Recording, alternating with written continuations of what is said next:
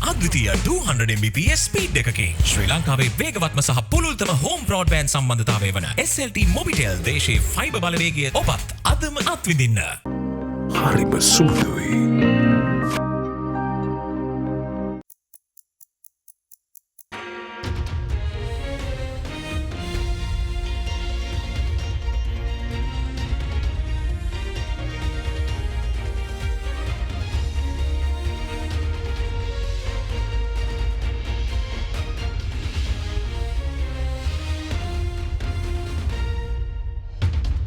Tonight on First at 9, this Wednesday, the 5th of April 2023. Prudence. Sri Lanka's financial sector needs to be carefully managed, says the World Bank. Grim outlook. Asian Development Bank expects the Sri Lankan economy to contract by 3% in 2023 before recovering next year. Step up. General Derana calls on university students to lead in sports just like academics and rebuild the image of university students. From AdaDerana, this is AdaDerana First at 9 with Andrew Bernard. Live from Studio 24 in Colombo. Alliance Finance මෙතුරු රන්නයි සේවාවෙන් රන් පවුම්කට රුපියල් 1,70,000ක ඉහළ අතිකාරම. ඔබේ විශ්වාසය දිනු සෙන්සුරයින් දැන් ළඟමැති ෆාමසියෙන් ලබාගත හැක. A very good evening and welcome to AdaDerana 24's English News. In your top story for tonight, the World Bank highlighted that Sri Lanka's financial sector needs to be managed carefully during the post-crisis period, given the rising non-performing loans and large public sector exposures. The report went on to say that a lower level of external trade equilibrium could have contagion effects on domestic trade, economic activity, jobs and incomes. The World Bank, issuing its biannual report, Sri Lanka's Development Update, said that Sri Lanka's heightened fiscal, external and financial sector imbalances and its fluid political situation pose significant uncertainty for the country's economic outlook. This, the World Bank says, underscores the need to address the root causes of the country's economic crisis and build a strong and resilient economy to prevent future crises. The World Bank Country Director for Sri Lanka, Faris Hadadzervos, said that the economic crisis in Sri Lanka has had deep impacts, with over 500,000 jobs lost and 2.7 million additional people falling into poverty between 2021 and 2022. He went on to say that the prolonged recovery from the scarring effects of this crisis, in addition to a slow debt restructuring process, limited external financing support, and an uncertain global environment pose significant risks to the country's economic growth. The report went on to say that a lower-level external trade equilibrium could have contagion effects on domestic trade, economic activity, jobs and incomes. It highlighted that the financial sector needs to be managed carefully given rising non-performing loans and large public sector exposures. The World Bank added that reducing poverty requires better targeted social assistance, an expansion of employment in industry and services, and a recovery in the real value of incomes. However, they went on to say that strong and effective implementation of the government's reform program, supported by financing from international partners, could boost confidence and attract fresh capital inflows that are key to improving job prospects and restoring livelihoods. The World Bank projects growth in the South Asian region to average 5.6% in 2023, a slight downward revision from the October 2022 forecast. Growth is expected to remain moderate at 5.9% in 2024, following initial post-pandemic recovery of 8.2% in 2021. The report notes that to go from recovery to sustained growth, South Asia needs to ensure economic development is inclusive. The region has among the world's highest inequality of opportunity. The report went on to say that between 40 to 60% of total inequality in South Asia is driven by circumstances out of an individual's control, such as place of birth, family background, caste, ethnicity and gender. The report recommends continuing to improve the quality of primary education and expanding access to secondary and higher education, evaluate and strengthen affirmative action policies targeted low opportunity groups, and policies to improve the business climate for small and medium enterprises. Now, the Asian Development Bank expects Sri Lanka's economy to contract by 3% this year before the island nation experiences recovery in 2024. The ADB highlighted that Sri Lanka's recovery will depend on the progress it makes on repaying its external debt while implementing the reforms stipulated by the IMF, including the reversal of the tax cuts brought about in 2019. The Asian Development Bank, issuing its Asian Development Bank Outlook for April 2023, has projected Sri Lanka's economy to contract further in 2023 before it begins a gradual recovery in 2024, as the country navigates an unprecedented economic crisis. According to the report, the economy contracted by 7.8% in 2022 and is forecast to contract by 3% in 2023 as it continues to grapple with the challenge of debt restructuring and a balance of payment difficulties. The ADB says that reform measures such as the reversal of the tax cuts of 2019 and the recent approval of the International Monetary Fund's Extended Fund Facility arrangement will support the country's efforts to stabilize its economy. The ADB stated that Sri Lanka's recovery from the crisis hinges on timely progress on debt relief and steadfast implementation of reforms. The report went on to say that Sri Lanka entered the crisis on a weak footing as a pre-pandemic macroeconomic vulnerabilities, policy missteps and shocks left the country with thin buffers on the eve of the pandemic. The ADB's Deputy Country Director for Sri Lanka, Utsav Kumar, says that Sri Lanka has a long road to recovery and it will be critical to ensure the poor and vulnerable are protected. He added that it is imperative that the country addresses the root causes of internal and external imbalances for which an unwavering commitment to reforms is essential.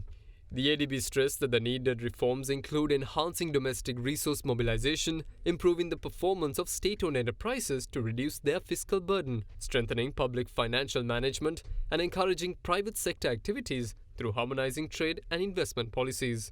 The ADB deemed improving governance and accountability mechanisms, such as strengthening anti-corruption legislation, building strong institutions, and increasing transparency, essential to address Sri Lanka's economic vulnerability.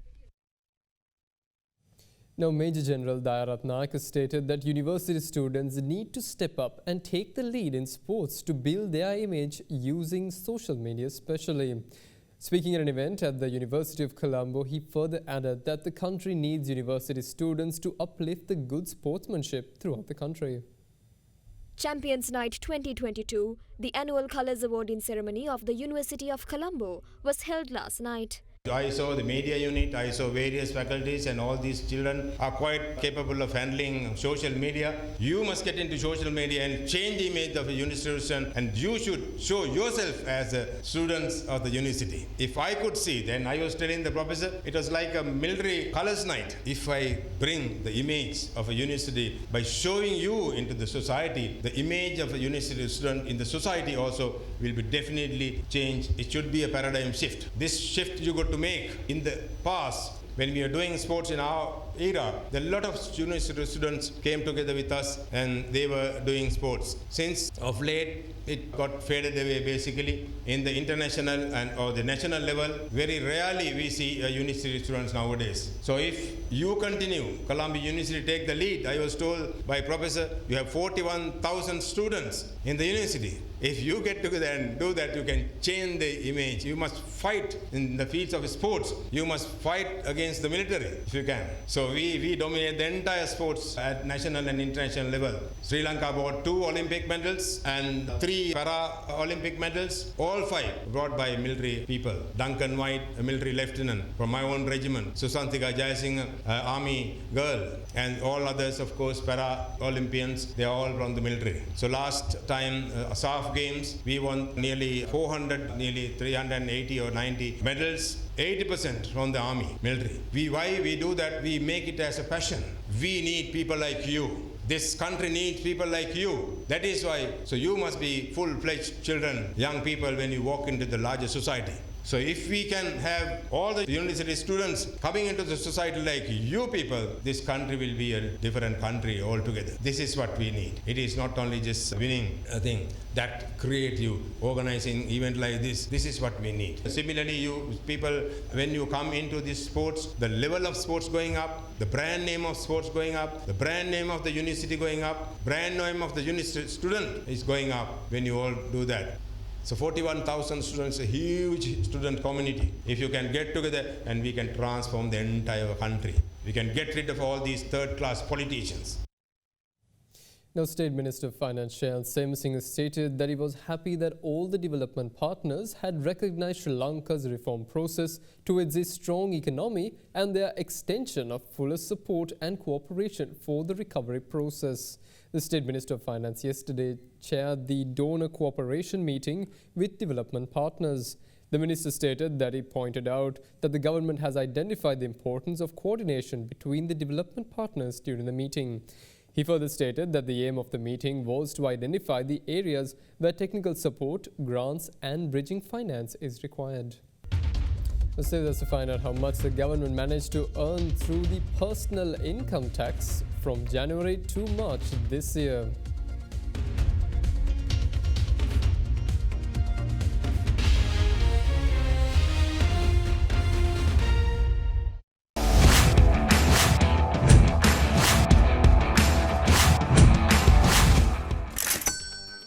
ගොඩමඩ පෙරලි කරන බලපුළුවන් කාරයා මහින්ද්‍රා යුවෝ ටීමෝ වෙතින්. Apico Super Center, Arudu Super Shopper. Amazing 50% discounts. Shop for 7,500 rupees or more with an Apico Privilege card, including 5 nominated brands. Let's go! Apico Super Center.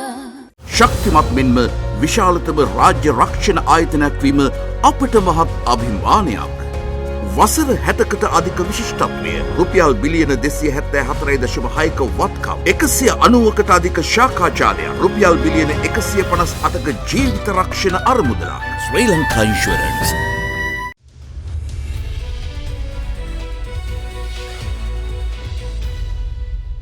Welcome back. Now, the Inland Revenue Department stated that the government has collected more than 2.5 billion rupees through the advanced personal income tax just within the first quarter of the year 2023. According to the IRD, the total revenue from the advanced personal income tax for January to March is amounted to a total of 25.577 million rupees. In January, the department collected 3,106 million rupees from the tax, while the revenue climbed to 10,540 million rupees and 11,931 million rupees in February and March, respectively. The IRD said a gradual increase in tax revenue was thus observed in the first quarter of 2023.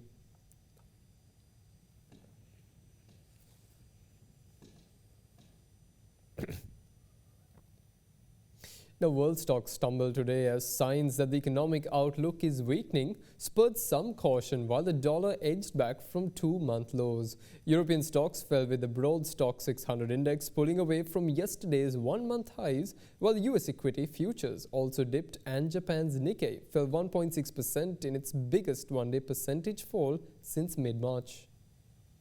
European stocks fell today with the broad stock 600 index pulling away from yesterday's 1-month highs. US stock futures were also lower today as traders assessed the state of the global economy following a loosened session. The Dow Jones Industrial Average futures fell less than 0.1%, while S&P 500 and Nasdaq futures were down by about 0.1% each.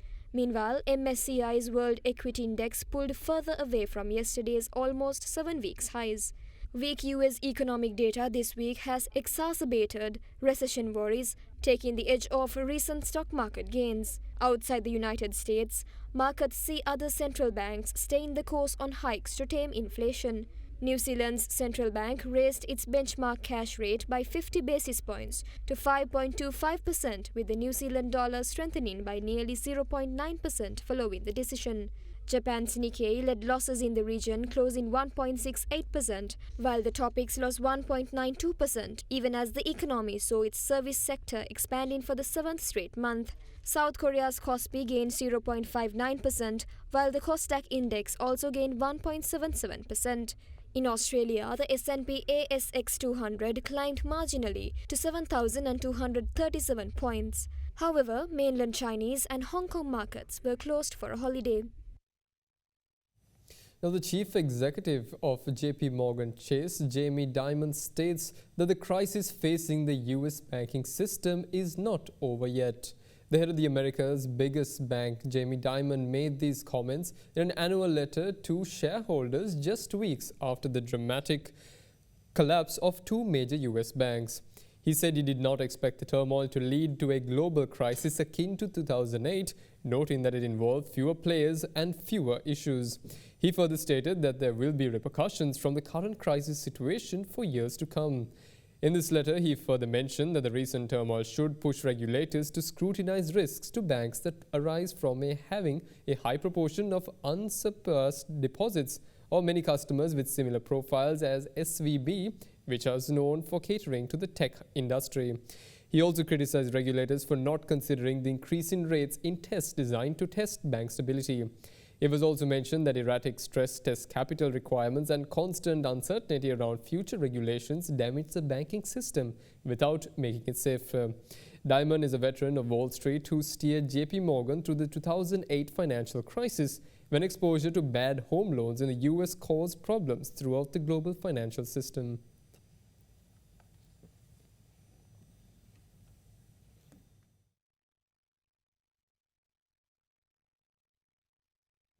Now, oil prices were stable today as the market weighed gloomy economic prospects against expectations of US crude inventory declines and plans by OPEC Plus producers to reduce output. Markets saw some support from an industry support showing US crude inventories fell by around 4.3 billion barrels in this week that ended in March 31st.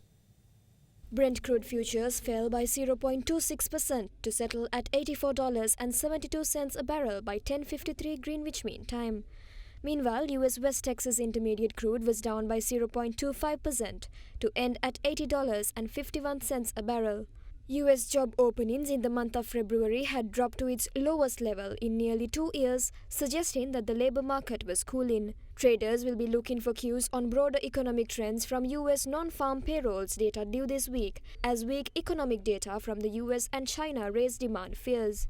According to Reuters, record Russian diesel flows to the Middle East in March and the sluggish performance of middle distillates contracts have acted as a brake on any attempt to push crude oil prices meaningfully higher. Markets saw some support, however, from an industry report showing US crude inventories fell by about 4.3 million barrels in the week ended in March 31st. Meanwhile, the official inventory report by the US Energy Information Administration is due later today. Bullish sentiment continued after voluntary cuts pledged by OPEC+, which groups organization of the petroleum exporting countries, members and allies including Russia. And that's all the news we have for you this evening. Join us again tomorrow for the very latest news at the very same time. Tune into our social media pages to stay updated on the very latest news. Have a pleasant evening and good night. For news and information you can trust 24 hours a day, visit AdaDerana.lk.